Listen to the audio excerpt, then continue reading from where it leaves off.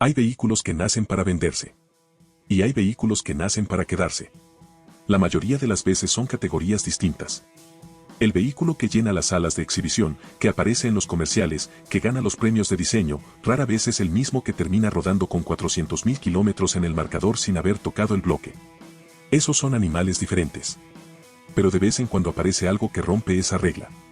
Algo que no fue diseñado para impresionar en el papel sino para funcionar en la realidad. Algo que salió a la calle sin pretensiones, hizo su trabajo durante 2 décadas y cuando finalmente salió de producción, la gente no lo olvidó. Lo buscó. Lo restauró. Lo levantó, lo modificó, lo llevó a lugares que sus ingenieros originales probablemente nunca imaginaron. Eso es la Chevrolet Astro. Una van que acumuló más de 3.2 millones de unidades vendidas, desarrolló seguidores fanáticos en el otro lado del Pacífico y hoy sigue apareciendo en carreteras, talleres y comunidades de entusiastas como si el tiempo no hubiera pasado. No es nostalgia lo que la mantiene viva. Es algo más concreto que eso. Es que simplemente fue construida para no rendirse. Para entender la Astro tienes que pararte en 1985 y entender el mercado que existía en ese momento. Chrysler acababa de lanzar la Dodge Caravan y la Plymouth Voyager y el público estadounidense las recibió con los brazos abiertos. Eran minivans de tracción delantera, construidas sobre plataforma de automóvil, cómodas, suaves, fáciles de manejar. Detroit entró en pánico. General Motors necesitaba responder y lo hizo. Pero no de la manera que todos esperaban. En lugar de seguir el camino que Chrysler había trazado, GM tomó una dirección completamente distinta. Mientras Chrysler construía una minivan que manejaba como un automóvil familiar, GM construyó una que pensaba como una camioneta. Esa diferencia, que en 1985 parecía una apuesta arriesgada, se convertiría con el tiempo en la razón principal por la que la Astro todavía existe en el imaginario automotriz 4 décadas después. No fue un accidente. Fue una decisión deliberada tomada por ingenieros que sabían exactamente qué tipo de vehículo querían construir y para quién lo estaban construyendo. La Astro fue clasificada internamente como la M-Van. Y esa M no significaba mucho ni moderno ni máximo confort. Significaba mid. A medio camino entre el automóvil y la camioneta. Era una categoría que no existía antes de que GM la inventara, y esa ambigüedad resultó ser la mayor fortaleza del vehículo. No intentaba ser todo para todos. Sabía exactamente lo que era y para quién existía. Y la plataforma que eligieron para construirla lo dejaba completamente claro. La Astro compartía componentes de tren motriz con la Chevrolet S10, la pick-up más popular de su época. Tracción trasera. Suspensión trasera de ballesta. Un submarco delantero con una rigidez estructural que ninguna minivan de la competencia podía igualar. Mientras las Caravan y Voyager se sentían como automóviles con carrocería elevada, la Astro se sentía como lo que era. Una herramienta. Seria, sólida, construida para trabajar. Y los números lo respaldaban. Capacidad de remolque de hasta 2.500 kilogramos. Las minivans de tracción delantera de Chrysler apenas llegaban a 1.600. No era la misma categoría. Era otro vehículo completamente distinto disfrazado con una silueta similar. La publicidad de la época no dejaba lugar a dudas. GM salió con un mensaje directo, casi provocador. La Astro te haría darte cuenta de que la vida es demasiado grande para una minivan. Era un golpe frontal a Chrysler. Y podían decirlo porque tenían los números para respaldarlo. Capacidad de carga real. Capacidad de remolque real. Una plataforma que podía manejar trabajo real sin quejarse. Ford intentaría algo similar en 1986 con la Aerostar, construida también sobre plataforma de camioneta con tracción trasera. Pero la Astro llegó primero. Y en este negocio, llegar primero importa. Lo que GM entendió mejor que nadie en ese momento era que había un segmento enorme del mercado que no quería una minivan suave y cómoda. Quería espacio para pasajeros y capacidad de trabajo al mismo tiempo. Quería poder cargar la parte trasera con herramienta, enganchar un remolque y llegar a donde necesitaba llegar sin importar las condiciones. Y no había nada en el mercado que les diera eso. Hasta que llegó la Astro. Ahora hablemos de lo que había debajo del capó. Porque aquí es donde la historia de la Astro se pone genuinamente interesante. Cuando salió en 1985 tenías 2 opciones de motor. Un 4 cilindros de 2.5 litros conocido como el Iron Duke, produciendo unos mediocres 98 caballos de fuerza. Ese motor era raro, aparecía principalmente en las versiones de carga más básicas y desapareció después de 1990. Nadie derramó lágrimas por él. Pero el motor que definió a la Astro, el que todavía se menciona en conversaciones mecánicas serias, era el quinto 6 de 4.3 litros. Y ese motor merece su propio capítulo en la historia del engineering automotriz americano. El 4.3 llegó en 1985 con carburador de 4 cuerpos produciendo alrededor de 155 caballos de fuerza. Números modestos. Pero la historia de ese motor no se cuenta en caballos de fuerza. Se cuenta en kilómetros y en años. En 1986 GM lo pasó a inyección de combustible de cuerpo de mariposa. En 1992 llegó la inyección de puerto central. Y a través de todas esas actualizaciones, la arquitectura fundamental del motor se mantuvo sólida como una roca. Eso es lo que importaba. Lo que hacía verdaderamente especial al 4.3 era su origen. Para todos los efectos prácticos, era un V8 pequeño bloque Chevy 350 con 2 cilindros removidos. Mismo diámetro de cilindro de 4 pulgadas. Mismo recorrido de pistón. Misma arquitectura fundamental que se remontaba a uno de los bloques más legendarios de la historia automotriz americana. Y esa herencia significaba algo muy concreto en el mundo real. Las piezas eran baratas y abundantes. Los mecánicos lo conocían de memoria. Los patios de salvamento lo tenían en inventario permanente. Pistones, valeros principales, valeros de árbol de levas, la cubierta de la cadena de distribución, la bomba de aceite, los componentes del tren de válvulas. Todo intercambiable con el 350. No necesitabas ser especialista para trabajar en él. Necesitabas herramientas básicas y sentido común. Y hay algo más. El nombre Vortec que GM usaría durante años en sus motores nació precisamente con el 4.3. Fue el primer motor que GM llamó Vortec, una referencia a la tecnología de cámara de combustión en vórtice que desarrollaron para mejorar la mezcla de aire y combustible antes de la ignición. Mejor eficiencia. Combustión más limpia. Sin sacrificar el torque de baja que lo hacía útil para trabajo real. Para 1995, con la llegada de la segunda generación de la Astro y la inyección secuencial de combustible, el 4.3 ya entregaba 190 caballos de fuerza. Un salto considerable desde donde había comenzado 10 años antes. Pero más importante que los caballos era lo que los dueños y mecánicos reportaban en el mundo real. Motores con 300.000 kilómetros funcionando sin haber tocado el bloque. Algunos llegando a 400.000. No como casos excepcionales. Como patrón consistente que aparecía una y otra vez en foros de propietarios, en talleres mecánicos, en operadores de flotillas que corrían estas vans durante décadas. GM mantuvo ese motor en producción hasta 2014. Casi 30 años de producción continua. Piénsalo un momento.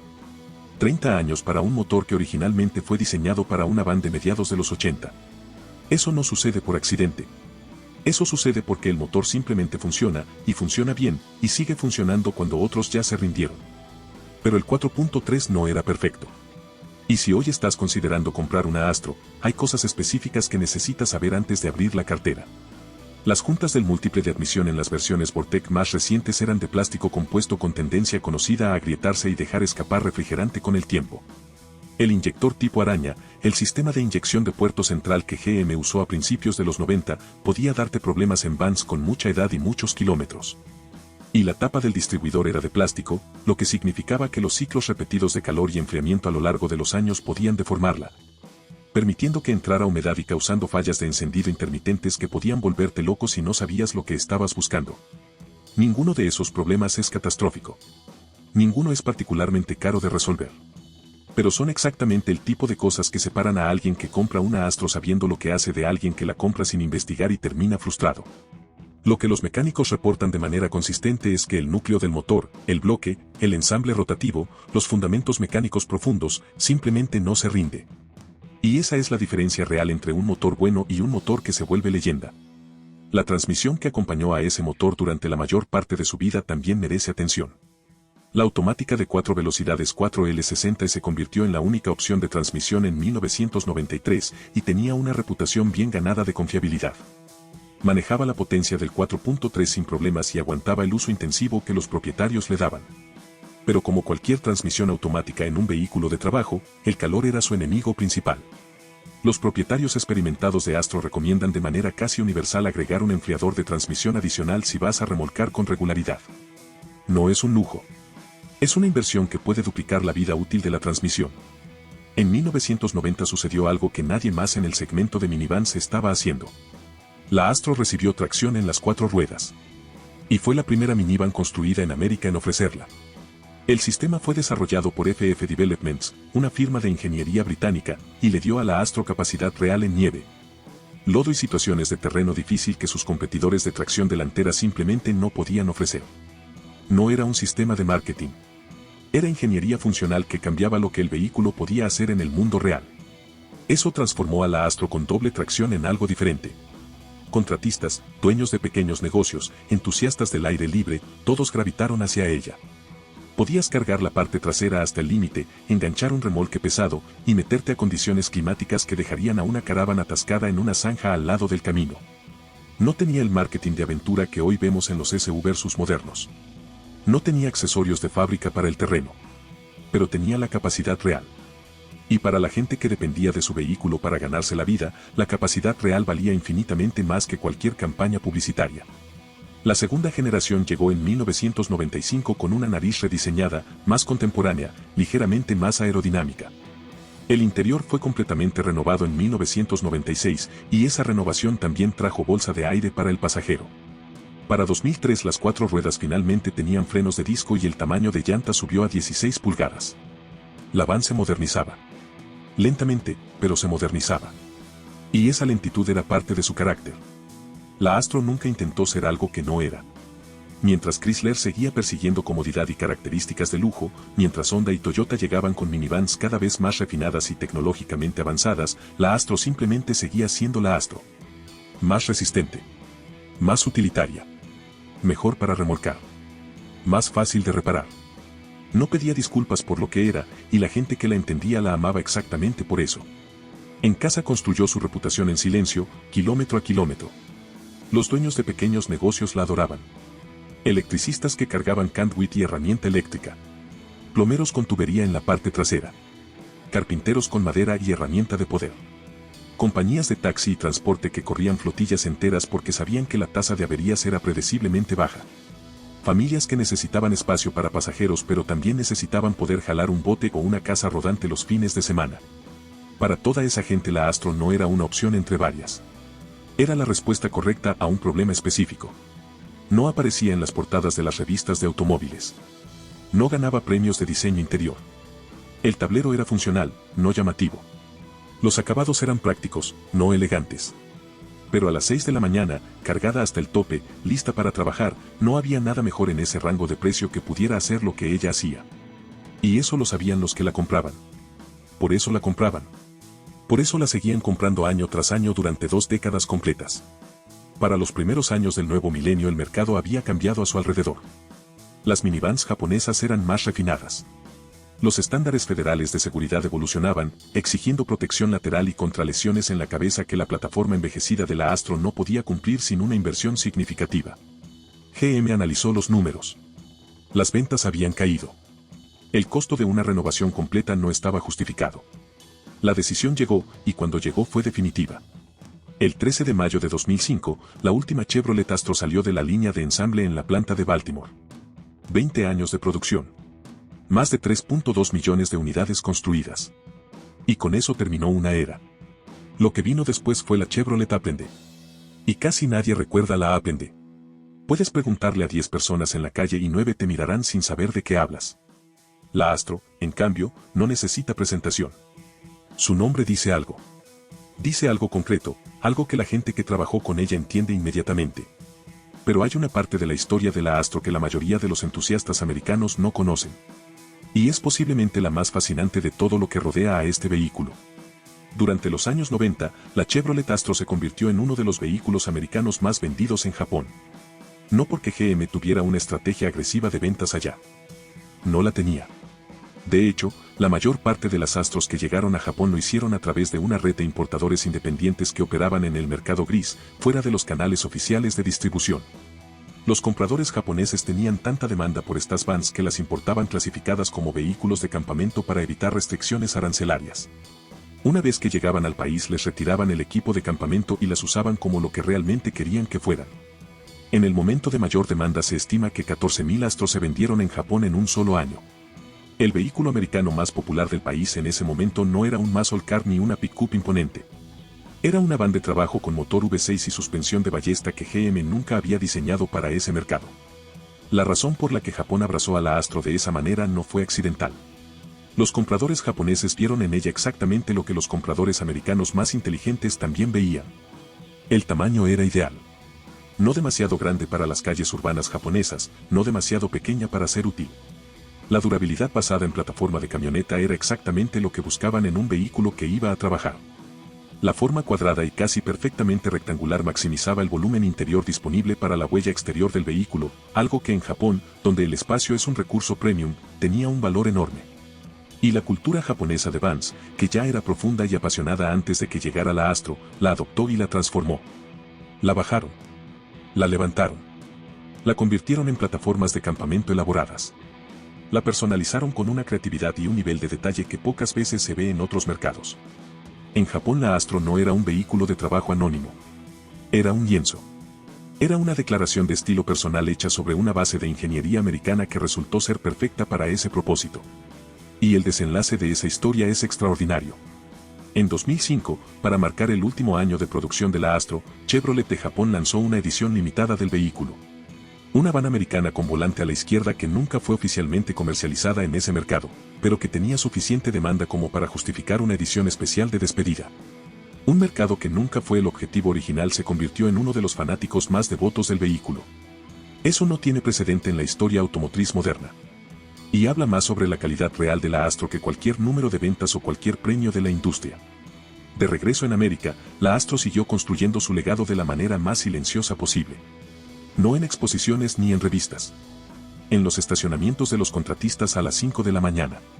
En las flotas de las empresas de servicio que sabían que podían contar con ella día tras día sin sorpresas desagradables. En las cocheras de las familias que la pasaban de generación en generación porque seguía funcionando y no había razón para reemplazarla. Ese tipo de reputación no se compra con publicidad. Se gana kilómetro a kilómetro durante 2 décadas. Y hoy, casi 20 años después de que salió de producción, la Astro está experimentando algo que muy pocos vehículos experimentan después de desaparecer. Un renacimiento genuino. No impulsado por la nostalgia sino por la utilidad. Comunidades en línea con decenas de miles de miembros activos se han formado alrededor de ella. Los modelos con doble tracción en particular están siendo modificados de maneras que sus ingenieros originales nunca anticiparon. Levantados sobre suspensiones de mayor recorrido. Equipados con llantas de perfil todoterreno. Convertidos en plataformas de campamento y exploración capaces de meterse a lugares que SUV versus modernos 3 veces más caros no pueden alcanzar. ¿Por qué? Porque la combinación que ofrece la Astro en el mercado de autos usados es casi imposible de igualar en ese rango de precio. Plataforma de camioneta con durabilidad probada. Un motor V6 con 30 años de historial de producción y una reputación de confiabilidad que pocos motores en la historia americana pueden igualar. Piezas baratas y absolutamente disponibles en cualquier ciudad del país. Una comunidad activa de propietarios que comparte conocimiento, soluciones y experiencia. Y una capacidad de carga y remolque que ninguna van de ese precio puede tocar. Es una propuesta de valor que simplemente no tiene competencia directa en el mercado actual. Hay una lección en la historia de la Chevrolet Astro que va más allá de los motores y las plataformas y los números de ventas. Es una lección sobre lo que realmente significa construir algo bien. No construirlo para que se vea bien en un folleto. No construirlo para ganar premios en ferias de la industria. Construirlo para que funcione. Para que funcione de manera confiable, durante mucho tiempo, para la gente que depende de él para trabajar y vivir. La Astro nunca fue glamorosa. Nunca fue la favorita de la prensa especializada. Nunca fue el vehículo que la gente señalaba en la calle con admiración. Era la van que estaba estacionada frente al taller. La que tenía herramienta en la parte trasera. La que el dueño del negocio manejaba porque sabía que iba a llegar a donde necesitaba llegar sin importar las condiciones. Y esa honestidad funcional es exactamente lo que la convirtió en leyenda. El Quinto 6 de 4.3 litros en su corazón es uno de los motores americanos más subestimados que jamás se construyeron. 30 años de producción continua. Cientos de miles de kilómetros documentados en motores que nunca tocaron el bloque con mantenimiento básico. Una herencia directa del pequeño bloque Chevy más legendario de la historia. Y una reputación que ninguna campaña de marketing fabricó porque ninguna campaña de marketing puede fabricar ese tipo de reputación. Solo la construyen los kilómetros y los años. Si alguna vez encuentras una Astro con doble tracción, en buen estado, con historial de mantenimiento, no la dejes pasar. No importa que tenga 20 años. No importa que el interior sea sencillo y que el tablero no tenga pantalla táctil. Lo que importa es lo que tiene debajo. Y lo que tiene debajo fue construido para durar. Claramente lo dijeron en serio. Y claramente lo sigue demostrando hoy, en las carreteras, en los talleres y en las comunidades de gente que entendió desde el principio lo que tenían en sus manos.